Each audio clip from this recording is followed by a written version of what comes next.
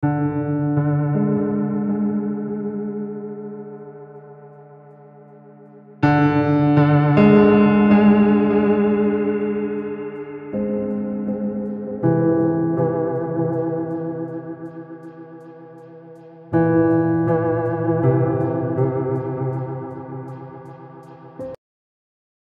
তুই তুই তুই তুই আমার বয়ম পাখি কই। হ্যালো এভরিওয়ান, আসসালামু আলাইকুম। আশা করি সবাই ভালো আছেন। আজকে আমরা কথা বলবো শিহাব শাহীন পরিচালিত বাংলাদেশের প্রথম spin off series Michael Allen Swapan. এই সিরিজটা আসলে সিন্ডিকেট সিরিজের স্পিন পার্ট। 2018 সালে সরকার যখন মাদকের বিরুদ্ধে যুদ্ধ ঘোষণা করে, তখন সিদ্দিকুর রহমান থেকে শামসুর রহমান ওরফে অ্যালেন স্বপন হয়ে ওঠা স্পিন পার্ট, ফার্স্ট পার্ট। এই সিরিজের প্রথম চরিত্র হিসেবে অভিনয় করেছেন নাসিরুদ্দিন খান ওরফে অ্যালেন স্বপন, যা ছিল পুরাই টুইস্টে ভরপুর। এক কথায় বলতে গেলে এই সিরিজটা ছিল ড্রামা, সাসপেন্স, হিউমার এর একটা পারফেক্ট কম্বিনেশন। আপনি শেষ পর্যন্ত না দেখলে প্রেডিক্ট করতে পারবেন না যে শেষে কি হতে চলেছে। শুরুতে আমরা মাদক ব্যবসায়ী অ্যালেন স্বপনকে দেখতে পাই। জাহাজ ভর্তি মাদক নিয়ে বার্মা থেকে আসছে। সে তার কর্মীদেরকে জাহাজ খালি করতে বলে, আর তার সহযোগী বদিকে নিয়ে বাড়ির দিকে যাচ্ছিল। তখনই তাদেরকে পুলিশ আক্রমণ করে। অ্যালেন স্বপন তখন লুকিয়ে কোনোভাবে বেঁচে যায়। সে জঙ্গলে গিয়ে তার লিডারকে ফোন করে, কিন্তু কেউই ফোন ধরে না।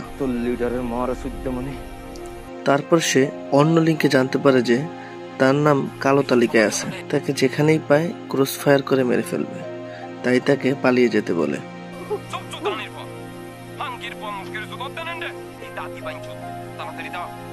অ্যালেন তখন ভয়ে তার বার্মিজ বন্ধু মংপুর বাসায় যায়।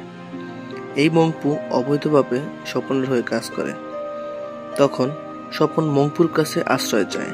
মংপু তাকে আশ্রয় দিতে নারাজ হয়। স্বপন তখন বলে, তুই আশ্রয় না দিলে আমি এখানেই বসে থাকবো, তখন পুলিশ তোকেও আমাকে একসাথে মেরে ফেলবে। এটা শুনে মংপু তাকে ভিতরে নেয়। সরকার মাদকের বিরুদ্ধে যুদ্ধ ঘোষণা করছে। তখন স্বপন বলে সে বার্মা যেতে চায়। স্বপন যখন 10 লাখ টাকার লোভ দেখায় এবং 5 লাখ টাকা অ্যাডভান্স করে, তখন মংপু রাজি হয়। পরের দিন তারা বার্মার উদ্দেশ্যে রওনা দেয়। বর্ডার থেকে জাহাজে উঠতেই সরকারি লোক তাদেরকে গুলি নিক্ষেপ করে। তখন একটা গুলি মংপুর কানের পাশ দিয়ে যায়। তখন সে মৃত্যুর ভয় পায়। স্বপন তাকে সেখান থেকে নিয়ে যায়।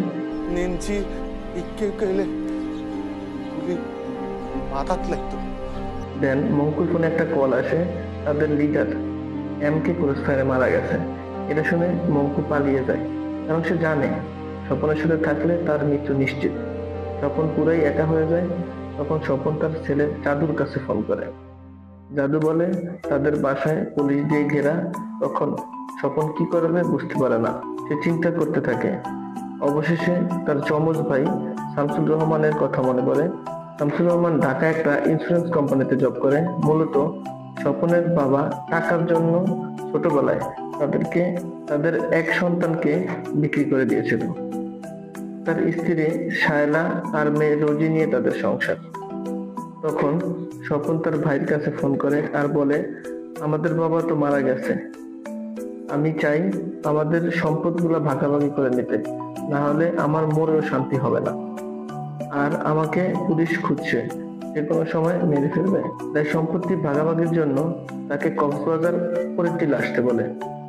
কিন্তু শামসুর রহমান সে সম্পদ নিতে নারাজ হয়, কারণ সে তার বাবা মার উপর অভিমান করে আছে। বিষয়টা তার স্ত্রী জানলে সে বলে, আমাদের তো টাকার দরকার, আমাদের মেয়ে বড় হচ্ছে, আর তাছাড়া আমাদের সম্পদ আমরা নেব। তখন শামসুর রহমান রাজি হয়। পরের দিন শামসুল তার ভাইয়ের দেওয়া ঠিকানায় যায়, কিন্তু সেখানে হয় অন্য কাহিনী। স্বপন তার ভাইকে গলায় রশি পেঁচিয়ে শ্বাসরোধ করে মেরে ফেলে। তারপর সে ভাইয়ের মতো চুলের স্টাইল করে দাড়ি গোঁফ কেটে হয়ে যায় মাদক ব্যবসায়ী অ্যালেন স্বপন থেকে চাকরিজীবী শামসুল রহমান। এরপর সে ডিবিকে ফোন করে এবং জানায়, অ্যালেন স্বপনকে পেতে হলে পরীর টিলায় চলে আসছে। তারা তখন বিষয়টা কক্সবাজার ওসিকে জানায়। ওসি তখন সরাসরি সেখানে চলে যায়। ওসি সেখানে মৃত স্বপনকে পেলেও সে পুলিশ প্রমোশনের জন্য একটা মিথ্যে ঘটনা সাজায়। মৃত স্বপনকে গুলি করে এবং মিডিয়াকে জানায় সেই অ্যালেন স্বপনকে ক্রস ফায়ার করে নিজ হাতে হত্যা করেছে। এদিকে অ্যালেন স্বপন খোঁজাখুঁজি করে শামসুর রহমানের বাড়িতে আসে। দরজা খুলতেই শায়লা তাকে দেখি বলে, দুদিনেই এত কালো হয়ে গেছো। এটা শুনে স্বপন কিছুটা খুশি হয় আর ভাবে তাকে চিনতে পারে নাই। তারপর স্বপন রুমে যায় এবং আলমারির চাবি নেয়, কিছু প্যাকেট রাখে। তখন শায়লা জিজ্ঞেস করে এগুলা কি। তখন স্বপন বলে, এত প্রশ্ন করার কি আছে, এত প্রশ্ন করতেছো কেন? তখন সে ধরা পড়ার ভয়ে ঘুমিয়ে পড়ে, কোনো কথাবার্তা বলে না। পরের দিন তাকে অফিস থেকে ফোন করে, সে অসুস্থতার ভান করে অফিসে যায় না। তারপর তার স্ত্রী তাকে বাজারে পাঠায় লেবু কিনতে। প্রতিমধ্যেই তার বাড়িওয়ালা তাকে শামসুর রহমান বলে ডাকে। তখন সে বুঝতে পারে না। পরে কাছে এসে ডাকে এবং তার কাছ থেকে ভাড়া চায়, বাড়ি ভাড়া চায়।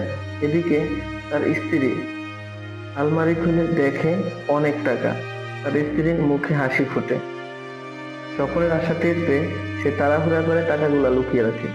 এভাবেই চলতে থাকে তাদের সংসার। তবে শায়লার শরীর দেখে নিজেকে মানিয়ে নিতে পারে না অ্যালেন স্বপন। শায়লা যখন তার ব্লাউজের হুক লাগাতে বলে তখন সে তার প্রতি দুর্বল হয়ে পড়ে এবং নিজেকে কন্ট্রোল করতে পারে না। সে শায়লার দিকে কুদৃষ্টি দিলেও নিজেকে এড়ানোর চেষ্টা করে, কারণ সে শায়লার সাথে ঘনিষ্ঠ হলেই শায়লা তাকে চিনে ফেলতে পারে এবং সে নিজেকে কন্ট্রোলও করতে পারে না। সে কি করবে সে কিছুতেই বুঝতে পারে না। একটু অনুবাদ দে। কি? সেদা খুঁজে পাইতেছি না। এই তো অবুক জবুক আয় তো শেষ। পরের দিন শায়লা টিভিতে অ্যালেন স্বপনের মৃত্যুর নিউজ দেখছিল। স্বপন সেটা দেখেই বন্ধ করে দেয় এবং শায়লাকে আদর করে অফিসে চলে যায়। অন্যদিকে তার ছেলে জাদু তার বাবার জন্য আর্তনাদ করে। স্বপন অফিসে যাওয়ার পর তার নাম দেখে রুম চিনতে পারে এবং কোনোভাবে কাটিয়ে দেয়। যখনই তার শায়লার কথা মনে পড়ে সে বাসায় ফিরে এবং শায়লাকে নিয়ে রুমে যায়। এতে শায়লা অনেকটা অবাক হয়ে যায়। শায়লা বলে, তুমি কি পারবা? পারবা? নগা পাইতাম এখন আবার বেড়ার মতো। তখন সে হাসতে হাসতে শায়লার সাথে ঘনিষ্ঠ হয় আর তখন থেকেই শায়লার সন্দেহ শুরু হয়। তখন তার উত্তেজনা মেটানোর জন্যই শায়লার সাথে ঘনিষ্ঠ হতো, তাকে রান্নাঘর থেকে নিয়ে আসতো। শায়লা শারীরিক তৃপ্তি পেলেও তার মধ্যে সন্দেহ কাজ করত, কারণ তার স্বামী শারীরিকভাবে অক্ষম ছিল। সন্দেহের মধ্যে দিয়ে কাটতে থাকে তাদের সংসার। আর এদিকে সবাই স্বপনের লাশ ভেবে শামসুর রহমানকে জানাজা করে তাকে দাফন করছে। এদিকে তার বন্ধু বদি লুকিয়ে তাদের আস্তানায় যায়, যেখানে তাদের অনেক টাকা লুকানো। কিন্তু বদি সেখানে এসে কোনো টাকা পায় না। সে টাকার জন্য পাগলের মতো হয়ে যায়, কারণ সেখানে ছিল 400 কোটি টাকা। সব টাকা স্বপন সরিয়ে ফেলছে। তারপর রাত গভীর হতে শায়লা স্বপনের গলায় ছুরি ধরে আর বলে, তুমি আমার স্বামী না, তুমি অ্যালেন স্বপন। স্বপন তার থেকে ছুরিটা নিয়ে নেয় এবং তাকে কিছু মিথ্যা কথা বলে। সে বলে তার ভাইকে পুলিশ মেরে ফেলেছে আর তাকে বাঁচানোর জন্যই তাকে এই বাড়িতে পাঠায়। এটা শুনে শায়লা বিশ্বাস করে আর বলে, আমার স্বামীর সাথে আমার 1.5 বছর কোনো শারীরিক সম্পর্ক নেই, কারণ সে অসুস্থ ছিল। কিন্তু তুমি একজন পরপুরুষ হয়েও আমার সাথে সম্পর্ক করলা, তুমি তো এটা আমাকে আগেই বলতে পারতা। তখন স্বপন বলে, আমাদের সম্পর্ক হবে গিভ এন্ড টেক। তোমারে সবই দিমু। তুমি চাও শারীরিক তৃপ্তি, টাকা আর সুখ শান্তি, আর আমি চাই নতুন একটা নাম। বিনিময়ে আমাকে দিবা একটা নাম। প্রথম দিকে শায়লা রাজি না হলেও পরে সে লোভে পড়ে রাজি হয়ে যায়। তারপর থেকে তাদের অবৈধ সম্পর্ক চলতে থাকে। সে হয়ে যায় শামসুর রহমান। কাহিনী এখানেই শেষ না, ঘটনার নতুন মোড়। জাদুর মা তাদের পুরনো দলিলপত্র, সোনা গহনা খোঁজাখুঁজি করে। তখন একটা পুরনো ছবি পায়, যেখানে জাদুর বাবা এবং জাদুর চাচার ছবি থাকে। জাদুর মা বলে এটা তার বাবার ভাই, মানে তার চাচা, তারা যমজ। তার চাচা ঢাকায় থাকে, তাদের সাথে কোনো সম্পর্ক নাই। তখনই জাদুর সন্দেহ হয়। পরদিন খুব সকালেই জাদু একটা কোদাল নিয়ে তার বাবার কবর খুঁজতে থাকে। সে লাশের পিঠে দেখতে চেষ্টা করে, যেখানে দেখে পিঠে কোনো দাগ আছে কিনা। তার বাবার পিঠে একটা দাগ ছিল। সে দেখে লাশের পিঠে কোনো দাগ নেই। তখন সে বুঝতে পারে তার বাবা মারা যায়নি, তার বাবা কোনো প্ল্যান করছে। এদিকে স্বপন অফিসে গেলেও সে জানে না অফিসে তার কি কাজ। অফিসে যখন ক্লায়েন্ট আসে, সে বুঝতে পারে না ক্লায়েন্টকে কি বলবে। পরে তার সহকারী মোসাদ্দেককে একটা মিথ্যা কথা বলে, তুমি তো জানো আমি কক্সবাজার গেছি, ওইখানে আমার একটা অ্যাক্সিডেন্ট হয়, আমি সবই ভুলে যাই। পরে মোসাদ্দেক বলে যে একজন ক্লায়েন্ট আসছে, বীমা স্কিম করবে, তাকে ম্যানেজ করবে। অতঃপর লোকটা আসে, সে বলে যে সে কেন বীমাটা করবে। পরে স্বপন তাকে ভয়ঙ্কর দুইটা উদাহরণ দেয় বিহারি অক্সিজেন উপর থেকে গাছের ডালবালি করি আমার শরীর থেকে মাথা আলাদা এবং লোকটি রাজি হয়ে যায়। এদিকে স্বপনের কথা শুনে মোসাদ্দেক অবাক হয়ে যায়। অন্যদিকে স্বপনের সায়লার কথা মনে করতেই সে বাসায় চলে। পরে জাদু এসে তাকে জড়িয়ে ধরে, পরে জিজ্ঞাসা করে কিভাবে ঠিকানা পাইছে। জাদু বলে তার মায়ের কাছে তার চাচার পুরনো ঠিকানা ছিল, সেখান থেকে পাইছে। জাদু তাকে চাচা বলে ডাকে। স্বপন রুমে এসে শায়লাকে জিজ্ঞেস করে সে কি আমাকে চিনতে পারছে। শায়লা বলে আরে না, তোমার দেখতে তার বাবার মতো, তাই আসছে হয়তো। পুরোপুরি শামসুদ হতে স্বপন একদিন স্কুটি নিয়ে বের হয় এবং স্কুটি চালান শিখে। এদিকে বটি টাকা হারিয়ে স্বপনের বাসায় যায়। স্বপনের স্ত্রী বলে আমাদের জন্য কিছু রেখে যায় নাই, নতুন ব্যাংক অ্যাকাউন্টে কোনো টাকা নেই, টাকা পয়সা কোথায় রাখছে আমরা জানি না।